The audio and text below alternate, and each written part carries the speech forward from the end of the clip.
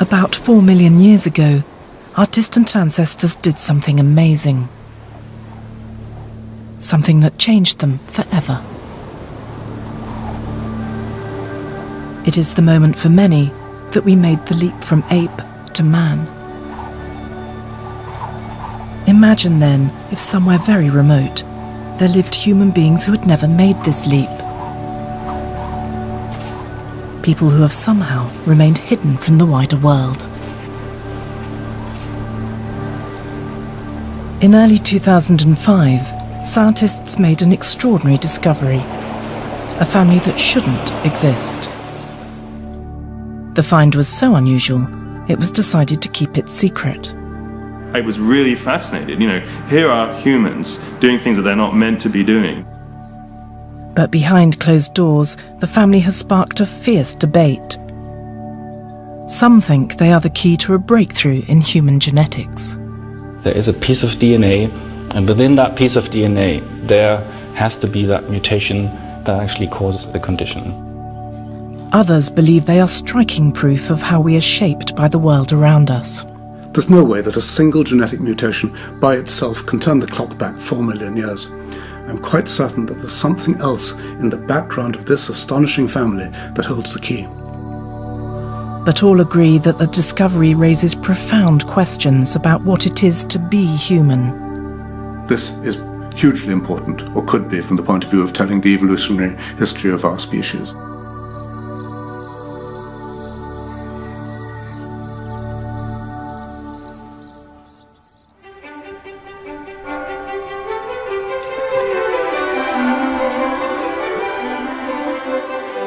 June 2005. Professor Nick Humphrey gets a phone call from a colleague.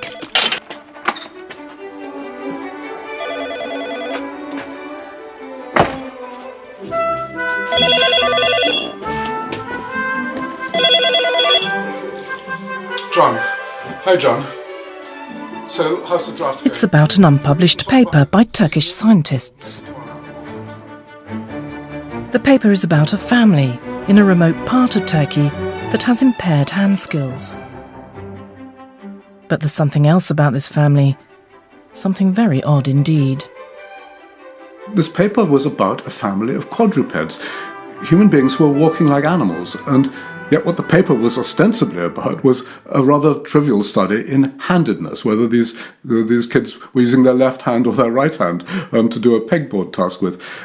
We couldn't believe that anyone would have thought that that was what you'd go for when you have such an astonishingly interesting phenomenon right there waiting to be studied. I mean, it's almost as if Moses was to walk into your office and you were to, as your first question, say, "Okay, Moses, which hand do you wipe your bottom with?"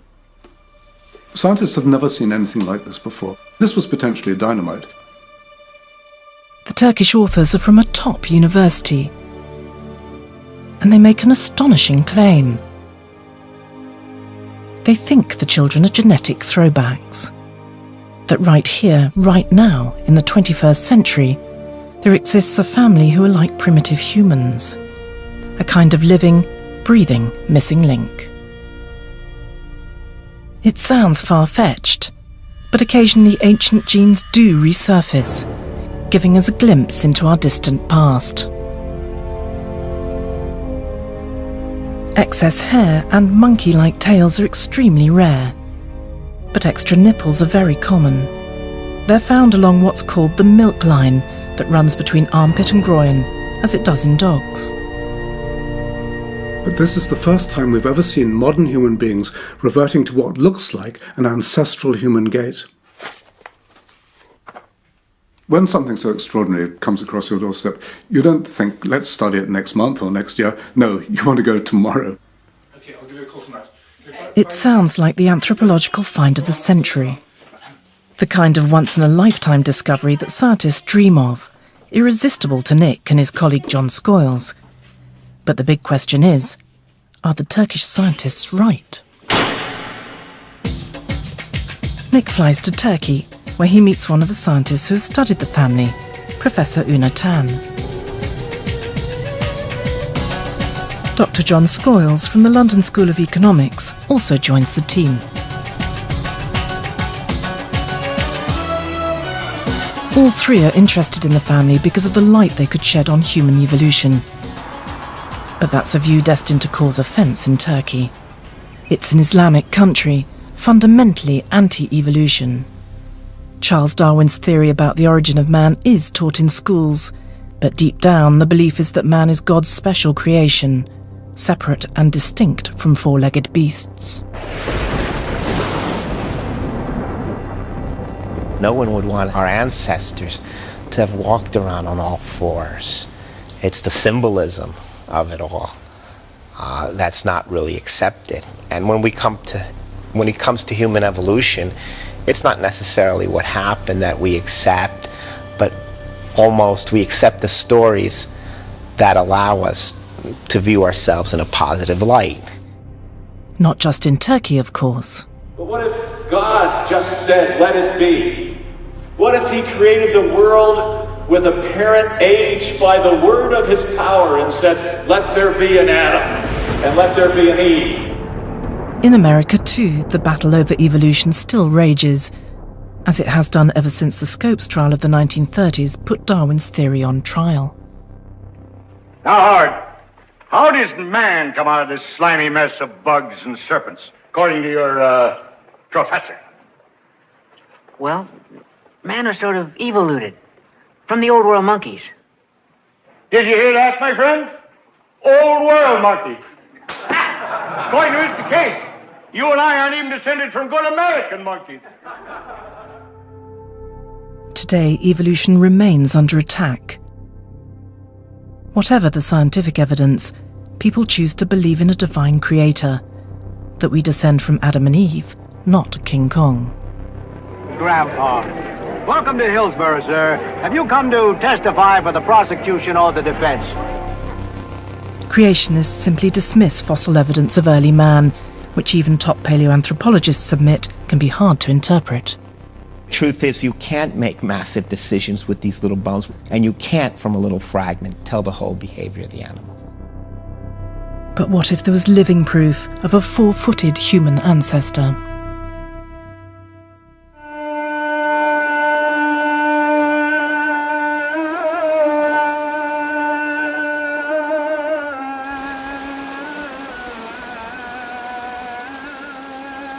This is a very exciting moment for us. We're just entering this village in southern Turkey near the border of Syria, where we've heard of this remarkable family which, we're told, have got several children who walk on all fours, on their hands as well as their feet, and since they were children they've never stood upright. We don't know quite what we're going to expect from whether we'll really see quadrupedal humans. I don't know. It's never been reported in scientific literature.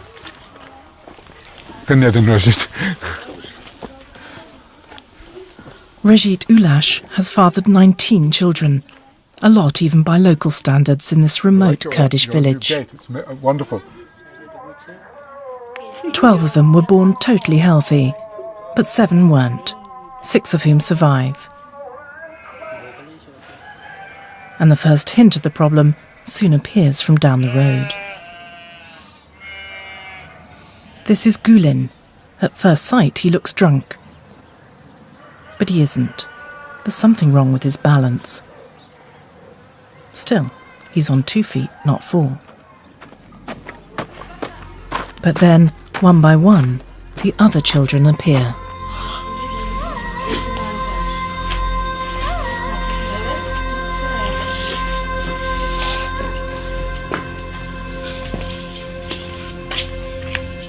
How do you know?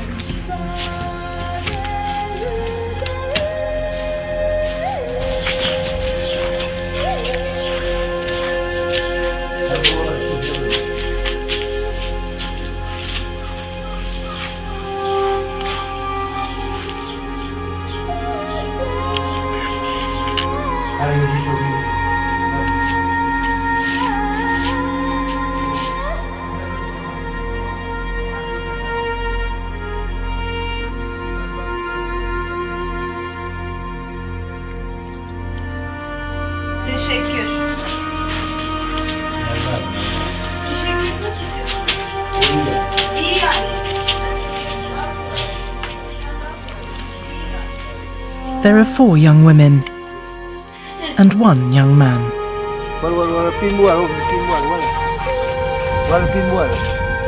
Hussein has walked like this for 28 years.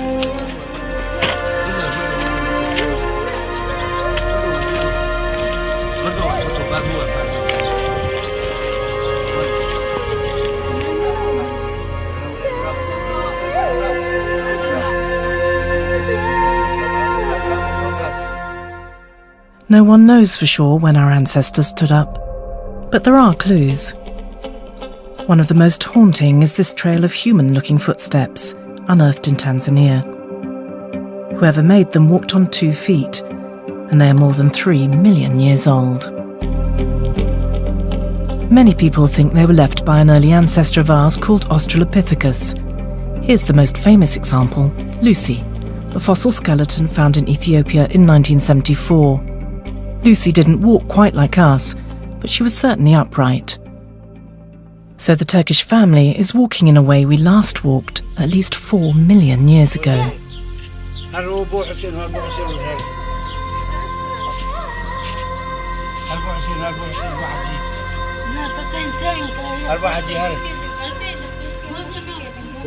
It is uncomfortable and moving to witness the extent of this family's problems.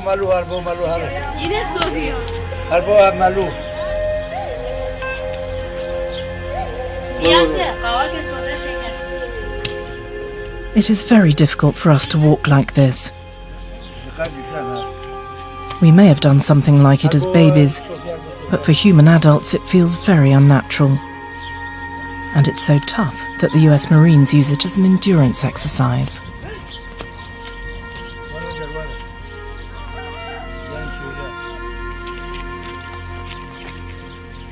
How come they're like this? How do they cope?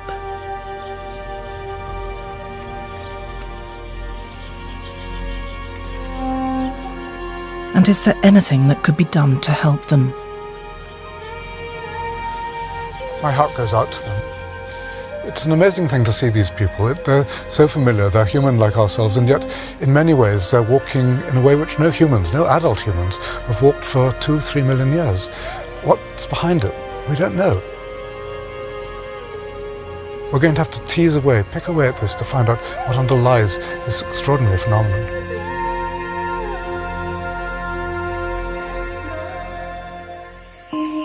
Standing upright is what defines us as human beings, and it sets us apart from all other primates.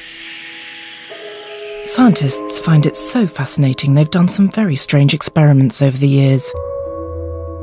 This unfortunate rat had its front limbs and tail removed just to see how it coped as a biped. Quite well, actually. Occasionally, animals are born without 4 limbs. And they can do well too.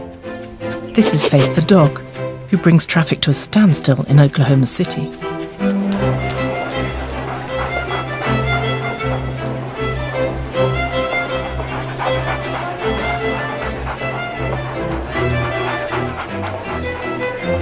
Our closest relative, the chimpanzee, is also an occasional biped, as are other apes. And other animals dabble in bipedality too. Sometimes rather spectacularly.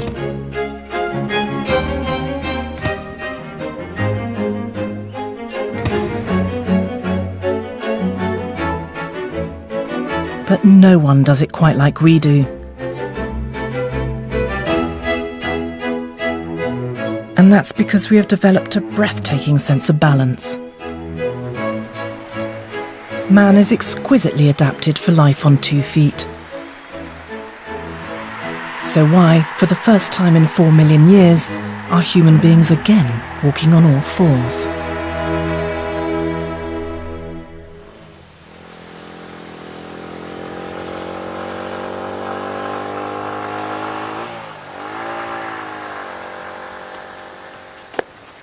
Hussein and his sisters do not move with the ease we do on 2. But Hussein is still able to travel for kilometres like this. The skin on the heels of his hands is as thickened as it is on the heels of his feet. Nick Humphrey invites Turkish psychologist Defne Aruoba to help him unravel the quadruped mystery. The first clue is that more than one child is affected, but not all of them. And the second is that the parents are very closely related.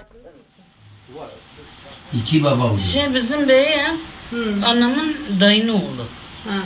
He is her mother's brother's son. It looks like the problem could be a faulty gene, passed on by the parents to some of their children. So the condition is probably at least partly genetic.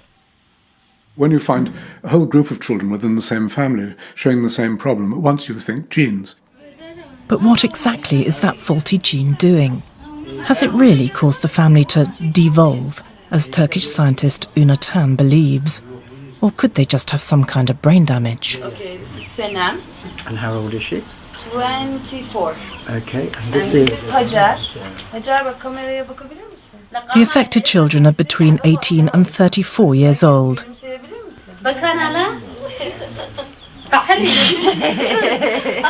They all still live at home, cared for by their siblings and by their parents, both now in their 60s. Short name is Emosh. Emosh.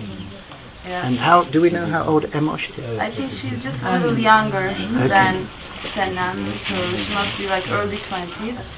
And this is Hussein. Hussein. Okay. And this is Safiye. Safiye.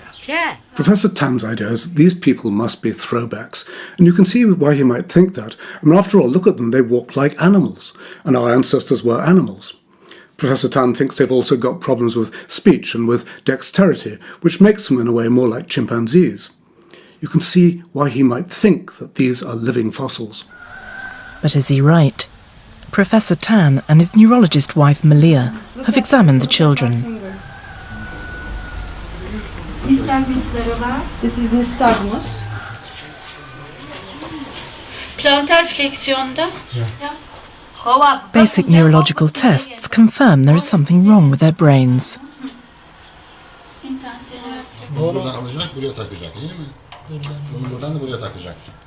Professor Tan, meanwhile, has checked their ability to do simple tasks.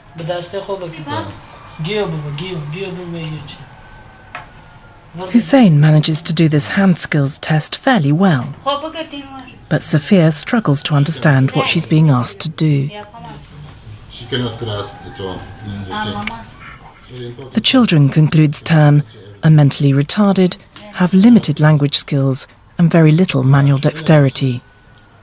They are, he says, very like our pre-human ancestors. And he's already given the condition a name. He's called it Una Tan syndrome.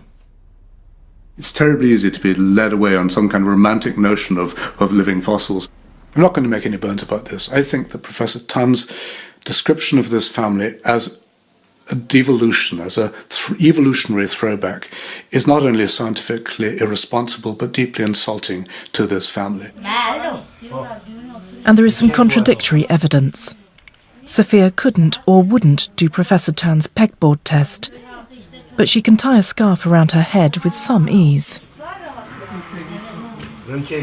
There isn't much wrong with Senem's hand skills either.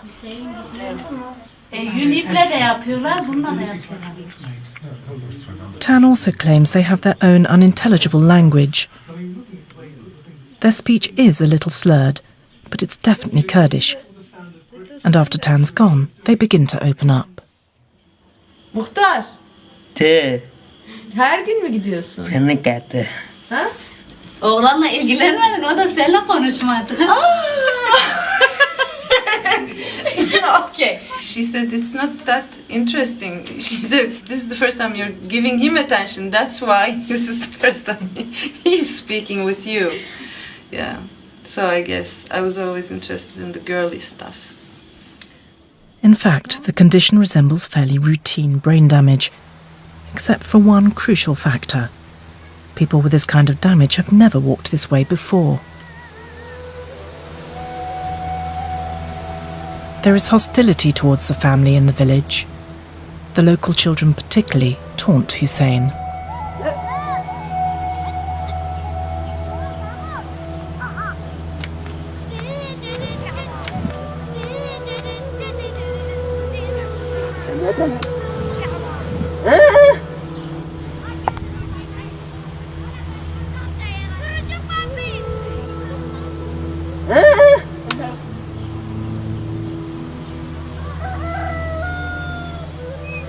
few years ago, the family was told their home was cursed, so they rebuilt the family house further up the hill. Last year, when they ran out of water, no one would help.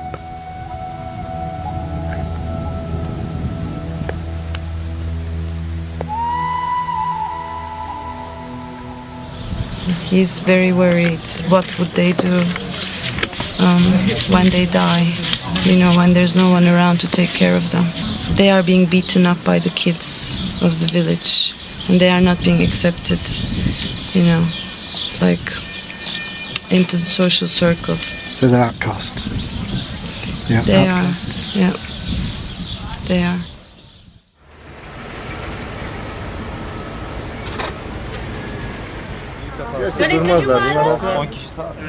The way the affected siblings move suggests that something has interfered with the way their brains have developed. The Turkish and English scientists take the family to a local private hospital to have a look inside their heads.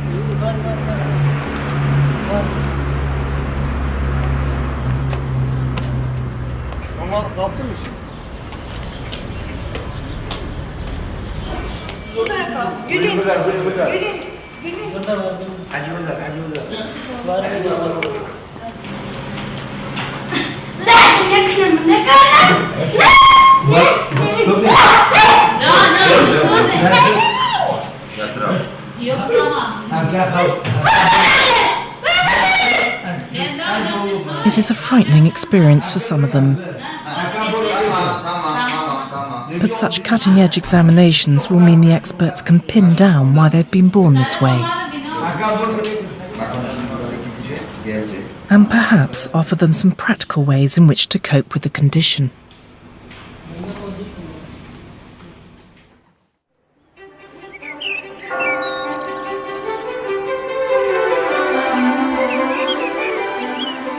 Nick returns to Cambridge, where he asks an old friend to have a look at the children's MRI scans. Roger Keynes is a neuroscientist with a special interest in how brain disorders affect walking.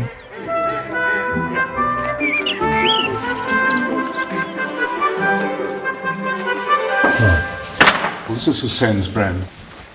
Okay, so we're looking at the brain sideways on, starting up here, the head looking forward this way. You can see the eye socket, the nose there.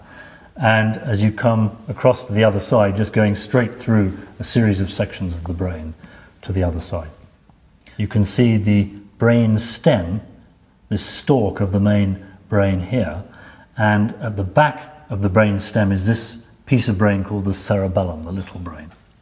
There is something very striking which hits you immediately you see it. It's very clear that in the middle of the cerebellum here, what's called the vermis, it's shrunk. Hussein has marked brain damage. Supposing we were to look at a normal brain, can we see one? Have you got one here to compare? Yes, I've got one right here. And it's on a bigger scale, but it, I think, makes the main point that here, in the midline of the brain, you can see the cerebellum normally sized. No loss of tissue at all. Right, this is Hesa, and same view, same problem. You can see it very clearly. Do we have Safia's brain here too? Yeah, that's this one here. Same again. Absolutely. Very striking. The cerebellum is a pretty ancient part of the brain. Fishes have a cerebellum. It helps them balance and stops them flopping over to one side when they're moving along. And we have a bigger cerebellum in conjunction with our brain expansion, the forebrain expansion. But it has essentially the same kind of function. It helps us balance and walk upright and walk steadily, and also coordinates our movements normally. What would you expect to find as a result of this cerebellar damage? I'd expect them to have their feet quite wide apart as they try to walk, and then to stagger in either direction as they actually walk. Exactly, in fact, as Gulin does. Hatcher, too, mostly walks upright in the same way. But what about the others, who can only walk on all fours?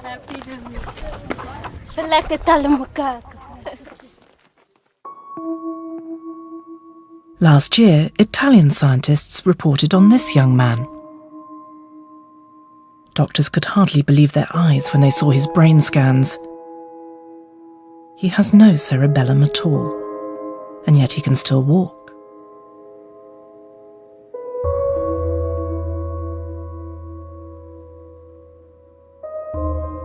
So the damage to the cerebellum is not likely to explain why these children never got up onto their back legs and walked like. No, I don't think it is on the face of it. Yeah. And certainly doesn't explain why they're quadrupedal. Yeah. Has that ever been seen before? Not to my knowledge, no. Okay, so this is a normal human brain, and here is the cerebellum, one hemisphere on one side, one hemisphere on the other side. Cerebellum is a very complicated piece of brain. There are lots of genes that build it, and we're only scratching at the surface at the moment. But some of these genes that build the cerebellum are known now. And this gene, as it undoubtedly is, this abnormal gene in this family, I think will be identified sooner or later, and no doubt it will turn out to be a piece in the story of how the cerebellum is built. Whether it's more than that, whether it's a gene that helps you stand up, I think is likely to be a gross oversimplification. Can't it be an easy thing to adapt an ape-like skeleton to cope with whatever's required to become bipedal? Looking at this human skeleton, can you show us what had to happen? Yes, I mean the most obvious thing was the relative change in the length of the legs compared with the arms. To get the full human stride going, the legs clearly become long. And they also... The question we've had in mind all along is what else is odd beside the cerebellar damage? I mean, something else has contributed to it. Other children with cerebellar damage don't end up walking on four legs. So the children have damage to a part of the brain involved in balance. But no one else with that kind of brain damage has ever walked on all fours.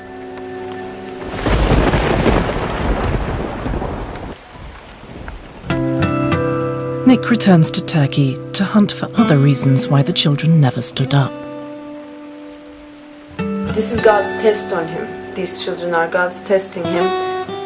And after he dies, God will make sure that he's and the children are being taken care of because they did their deeds in this world, in this life.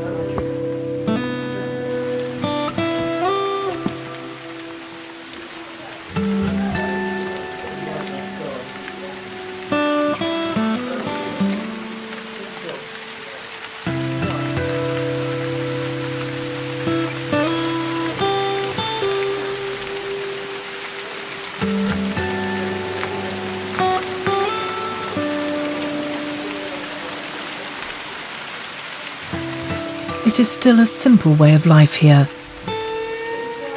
driven by the seasons, poverty, and a Muslim faith which teaches acceptance.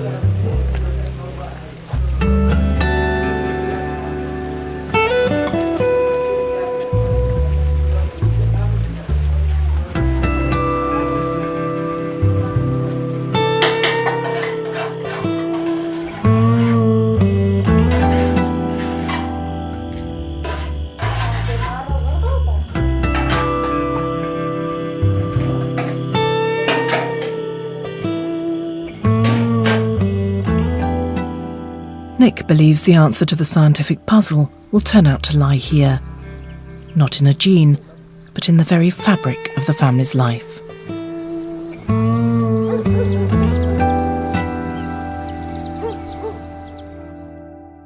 But 3,000 miles and a world away in Berlin, German geneticists are working on the family's DNA. And Professor Stefan Mundlos thinks the answer lies here, in these test tubes containing the family's blood. Herein, he believes, lies a great scientific prize: the identification of a gene for bipedality, the very essence of what makes us human. I think this is very novel because it has never been described before that people are able to walk on their fours. So usually I think the opinion was that this is not really possible, and let alone that it's genetic. Modern genetics has revealed something amazing, that our DNA holds great secrets about our distant past. We have still in us genes and functions from all our ancestors. And these genetic research has shown that we have, for example, many genes that are completely conserved between the fly and humans. So you can even exchange them and they will still have the same function. The German team believes a mutation in the Turkish family has switched off a gene for upright walking, allowing a much more ancient gene to resurface. Evolution is progressive. You get layer upon layer of adaptations added on top of what was already there. And obviously, like in a building, you can pull away the superstructure and sometimes reveal the original foundations. That can happen. The Berlin team has already found a patch of DNA where the family's mutation lies. They also know it isn't any of the known mutations for the type of brain damage seen in the family. So it really could be something new.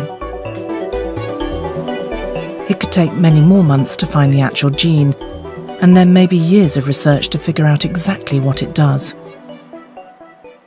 But Stefan Mundlos believes he is onto something big. And that, I think, is the exciting part of it. We can, by describing this family, actually show that humans can walk on their fours, and then this can actually be inherited as a genetic trait. And that is very novel and very unusual. The German team has already published its claim for a genetic breakthrough. Some say prematurely. It's difficult to resist. If you see even the possibility of making a breakthrough of that kind, perhaps you're going to let your better judgment go. Perhaps you're going to not be as cautious as you should and think, here at last is the glittering prize. It's true of all of us. We want to be in on the major discovery. The problem is that it could just be a new gene for cerebellar damage. After all, the German researchers confirmed that Gülin, who walks upright, has the same genetic mutation as Hussein and the others who walk on all fours. Many people also think it very unlikely that a single mutation could take away the ability to walk on two. It doesn't make sense because it implies that the development of being bipedal came about in a kind of quantum jump. I mean, something happened and we moved from being on four legs to being on two legs. That's not the way human evolution or evolution of animals in general occurs. You're not going to explain that by a single genetic mutation. It's strange, but there is dissent in Nick's own ranks. His colleague John Scoyles thinks there could be a make-or-break mutation. I think Stefan is half right. There is a gene, but I don't think it's a quadruped gene. I think it's a super balance gene. If you think about it, there's nothing wrong with their balance on all fours. Yet on two, they're like fish out of water. So I think it is the super balance ability that is missing in the Turkish family. It's been knocked out by the 40 gene, and all that's left is the crude balance of our early ancestors. But intellectual sparring between scientists is of no concern to the family. They are much more worried about increasing local tension caused by the scientists and our presence.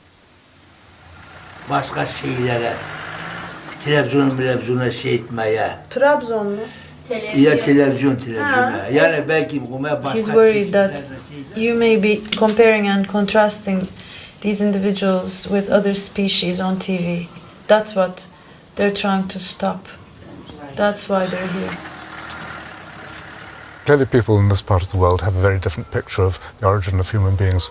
Do you understand what it is? I understand that it has a lot to do with how Islam believes we all came from Adam and Eve. And if somebody proves, or if a science is claiming that we evolved from apes, then that puts the whole Islamic belief about the origin of people a jeb, to what do you call, to something, to, I mean, it opposes that kind of thinking. So that's why people are very sensitive in Turkey because of Islam, because of the Muslim belief. The military police arrive and threaten to use force if we don't leave immediately. The fear is that we are portraying Turks as animals. Insulting Turks or Turkey is a criminal offence here. It takes all of Daphne's powers of persuasion and the promise that we are leaving soon before we are allowed to stay. Of course, we weren't going to say these are monkey children. I mean, that would be totally unscientific, and in fact, it wouldn't even make sense. But the deeper problem, I think, for the local community is that by even suggesting that we're descended from animals, we're flying in the face of everything they've learnt from their culture, and particularly their religion. Thank you, it's a great honour to meet with you. How are you? I'm very well. It takes Nick 2 days of persuasion to convince the village imam to talk to him. Off camera, the imam says he is nervous that being linked to a project exploring anything to do with evolution could invoke Al-Qaeda retribution. He understands about Darwin, but he completely rejects it as an explanation or as a theory of how human beings are as they are. Darwinism just seems to be going against the word of God, and therefore something which they're not prepared to tolerate. The same is true in many other countries too, particularly in parts of America, where thousands flock to creationist churches teaching a very literal